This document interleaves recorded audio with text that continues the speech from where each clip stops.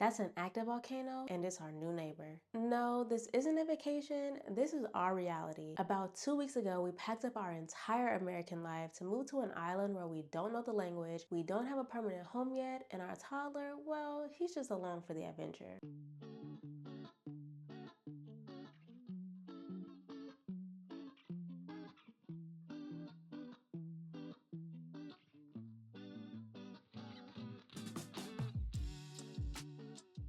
Hey y'all, welcome back to my channel, or welcome to my channel. This is your first time here. My name is Tayia B. If you're new here, living overseas isn't new to us, but this location is. We lived in Japan for 3 years and it was truly an amazing experience. However, it was hard being away from my family, especially with everything that was going on at the time, so we decided to make our way back to the States. Soon after arriving in the States, we realized that living overseas is the life for us, but it took us about 3 years to make it a reality again. I remember my husband coming home and telling me that he interviewed for a job here in Italy, and a few days later he told me that he got the job. What is this? Papa?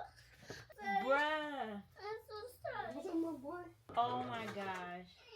It's official now. I'll admit I did have mixed feelings receiving the news because although I wanted to be back overseas, I have never been to Europe and I wasn't expecting Sicily to be our next destination. My first round of emotions included quite a bit of anxiety, but I quickly realized just how cool this adventure would be for our 2-year-old. The next few weeks after learning about where we would be moving were a blur of research, late night discussions with my husband, and a few tears. Some of fear, but most of excitement. Some of the people that we know couldn't believe that we were leaving the States once again, and I'm sure some of them even thought we were crazy. Because let's be honest, moving internationally with a toddler is either incredibly brave, slightly crazy, or a little mix of both. But something about this move just felt right, even if that meant leaving our perfectly curated American life behind us. You may be wondering what our moving process was like. I mean, seriously, how do you even pack up your life and move across the world? Turns out it involves a lot of cardboard boxes and even more decisions. What do you keep? What do you leave? And packing for an international move with a toddler means making choices like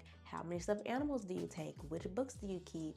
Short answer, all of them. And traveling internationally with a 2-year-old is just about as challenging as you could imagine. The 15-hour plus travel day made for a very, very interesting trip. But nothing could prepare us for the moment we stepped off the plane in CATANIA. The picturesque views, the architecture, the sounds, and the immediate realization that we actually did this. Right now, we're in temporary housing, which means we're basically living in an apartment-style hotel with the bare minimum we could bring. But there's truly something so beautifully simple about it. We're learning what we actually need versus what we thought we needed. Being in this living situation with our toddler, though, is pretty interesting. We have none of our usual things, so I've been doing my best to keep him occupied and entertained. The thought of living on an island with the world's most active stratovolcano definitely puts me on edge a bit, but the warmth of the Sicilian people and their genuine love for children and families has definitely made this transition a little bit easier.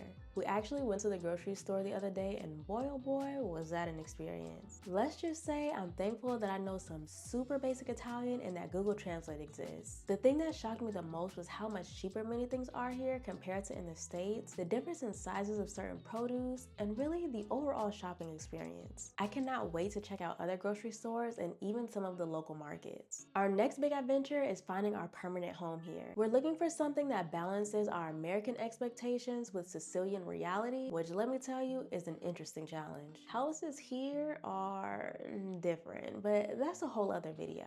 My other next step is continue learning the Italian language. I'm currently using Duolingo to help me learn some more of the basics, but I plan to take an actual class now that we're here on island and really immerse myself in the culture and get to know the people so that I can become fluent and learn the nuances of the language. The thing I do have on my side is my knowledge of Spanish, and the languages are so similar, so it has made it very easy for me to catch on to certain things. And I'm also teaching Turtle how to speak Italian as I go because my hope is that he can become fluent in a second language. If there's one thing that I've learned in these first few weeks though, is that not everything goes as planned, but that's okay. The sooner you embrace that, the easier everything becomes. And that's just not in relation to moving, that's with everything in life. The biggest surprise of this move is how adaptable children are. While we're still fumbling using Google Translate and trying to figure things out, our son has taught us that joy is universal. Whether it's finding a new place to play or realizing that gelato tastes amazing no matter what time zone you're in. So would we choose to live overseas again?